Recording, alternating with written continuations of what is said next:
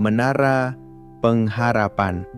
Tegak berdiri, memancarkan terang Kristus bagi dunia. Mantap. Maaf saudara, saya terlalu bersemangat. Saudara yang dikasihi dalam Tuhan, pernahkah Anda berada dalam situasi di mana seseorang yang Anda cintai menegur Anda dengan keras? Kadang teguran itu membuat kita tersinggung, sakit hati, bahkan marah. Tapi setelah direnungkan, kita sadar, tanpa teguran itu, kita mungkin sudah jatuh ke dalam jurang yang dalam. Begitulah cara Tuhan Yesus memperlakukan kita. Ia adalah Allah yang penuh kasih, tapi kasih-Nya tidak selalu datang dalam bentuk pelukan hangat. Kadang, kasih-Nya datang dalam bentuk teguran keras, karena Ia tidak mau kita hidup dalam dosa, tidak mau kita binasa, tidak mau kita menjadi munafik di hadapan-Nya. Hari ini saya mau katakan, teguran keras Tuhan adalah tanda kasih, bukan tanda benci. Itu tanda Ia masih peduli, masih mau kita kembali, masih mau kita diselamatkan. Sebelum lanjut ke inti khotbah, kita berdoa dulu. Mari kita tundukkan kepala. Tuhan Yesus yang penuh kasih, pada hari ini kami datang dengan hati yang terbuka. Kami tahu firman-Mu hari ini mungkin keras, tapi biarlah hati kami siap menerima. Jangan biarkan kami baper, jangan biarkan kami sakit hati, tapi ajar kami bersyukur karena itu tanda kasih-Mu. Urapi kami yang mendengar, supaya firman ini masuk, mengubah, dan menyelamatkan kami. Dalam nama Tuhan Yesus Kristus, kami berdoa. Amin. Shalom saudaraku. Pesan sponsor dulu ya. Menara Pengharapan hanya ingin mengingatkan, bantu klik subscribe, like, dan komen juga, serta nyalakan lonceng notifikasinya, biar tidak ketinggalan kalau Menara Pengharapan upload video khotbah terbaru. Dengan kalian subscribe, Anda sudah membantu pelayanan ini. Bagikan juga kepada teman atau komunitas Anda.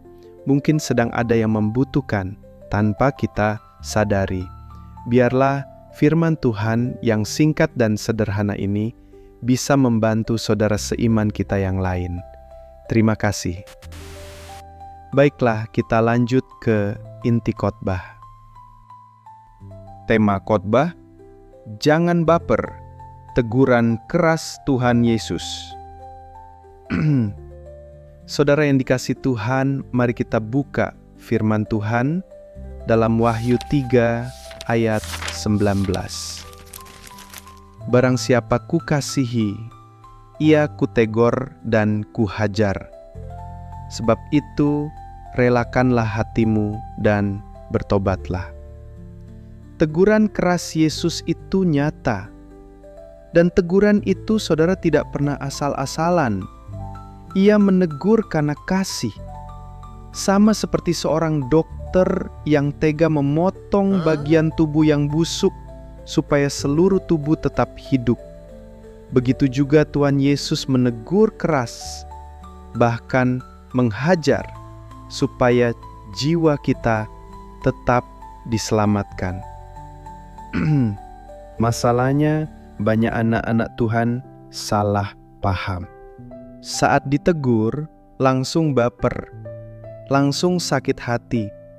Ada yang berkata, kalau Tuhan sayang aku, kenapa Dia buat aku jatuh bangun?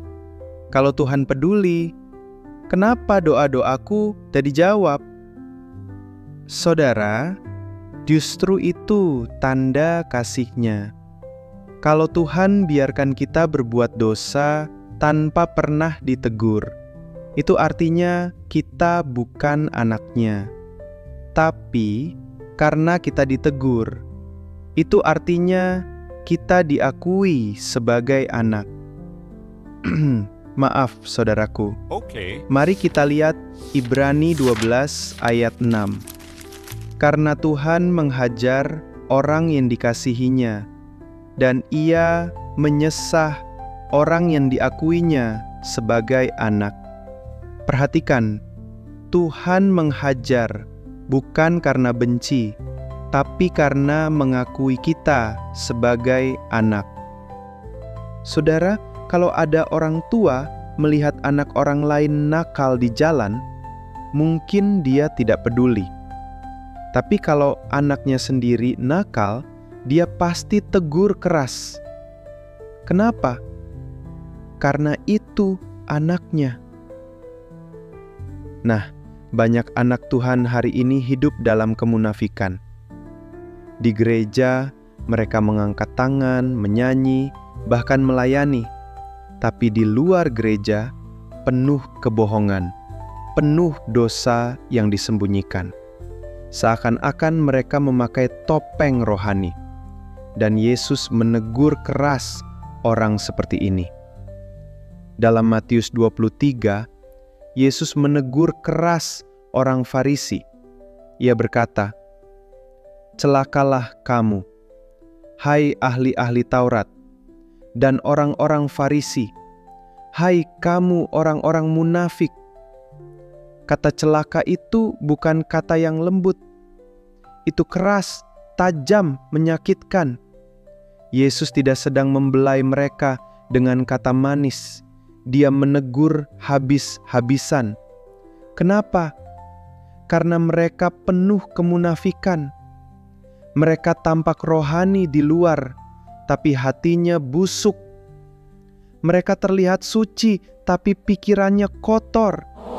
Mereka membaca firman, tapi tidak melakukannya.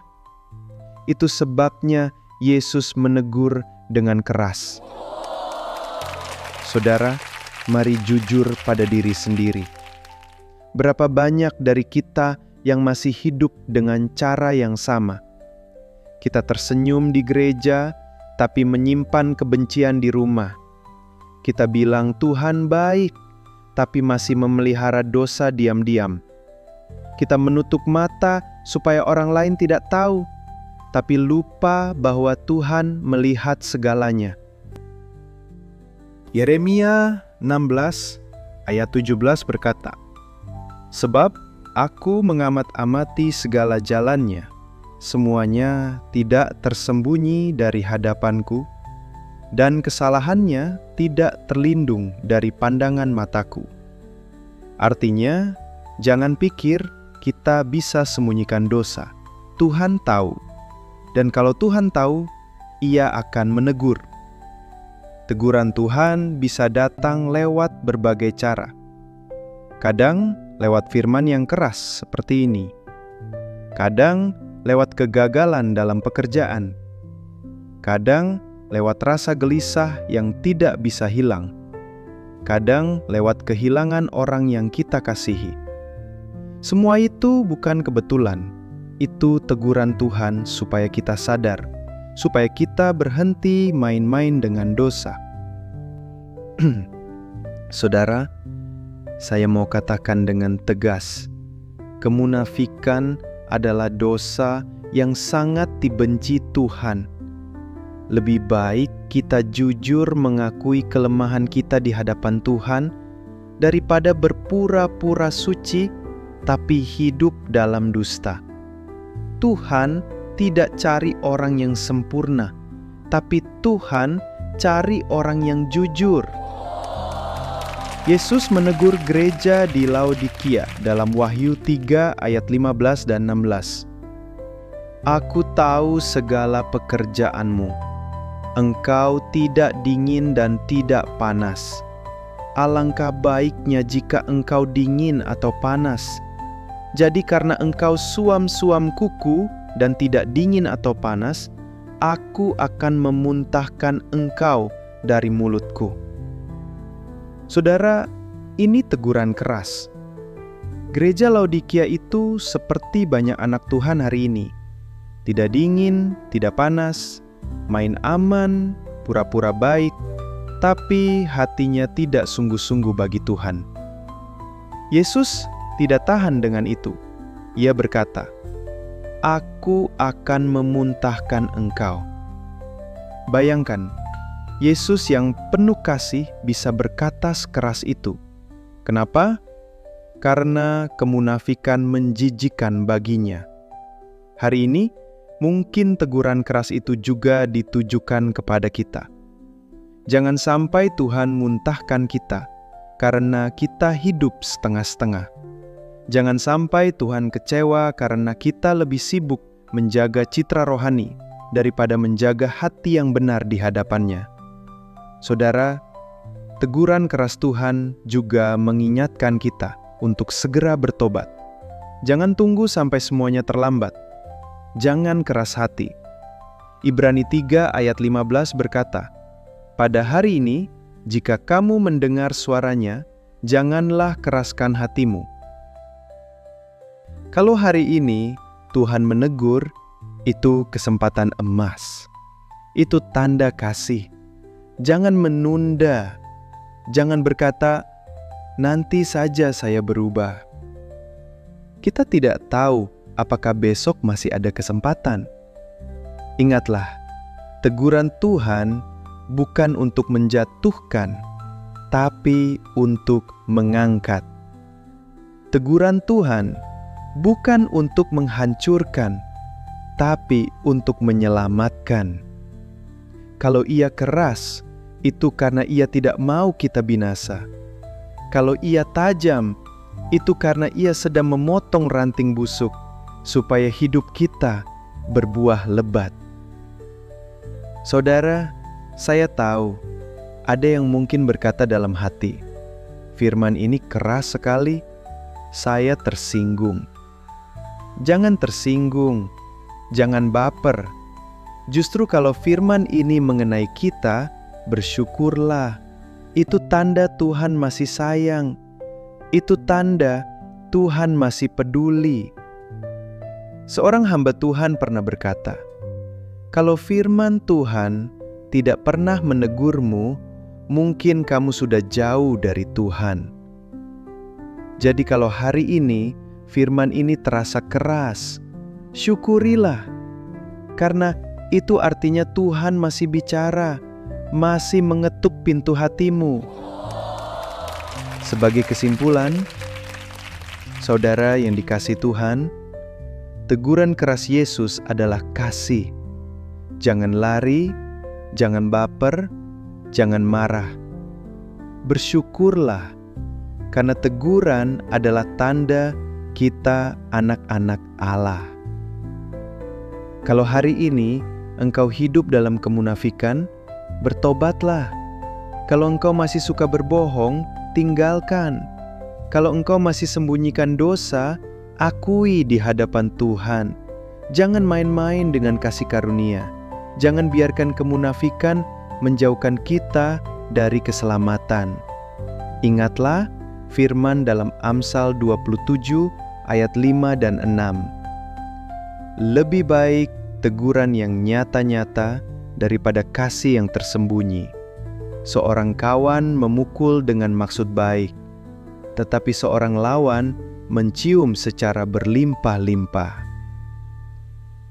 Yesus menegur keras karena Ia sahabat sejati kita. Ia lebih baik menegur keras sekarang daripada membiarkan kita binasa selamanya. Terima kasih. Tuhan Yesus memberkati kita semua. Mari kita tundukkan kepala. Tuhan Yesus yang penuh kasih, terima kasih untuk firman-Mu hari ini. Walau keras, kami tahu itu tanda Engkau sayang. Ampuni kami yang masih sering munafik, yang masih menyembunyikan dosa, yang masih hidup dalam kebohongan. Kami tidak mau lagi hidup dalam kepura-puraan. Kami mau jujur, kami mau bertobat, kami mau pulang kepadamu. Bentuk kami, hajar kami jika perlu, tapi jangan lepaskan kami dari kasih-Mu. Biarlah hidup kami murni, tulus, dan sungguh-sungguh bagi-Mu. Dalam nama Tuhan Yesus Kristus, kami berdoa. Amin. Terima kasih. Tuhan Yesus memberkati kita semua.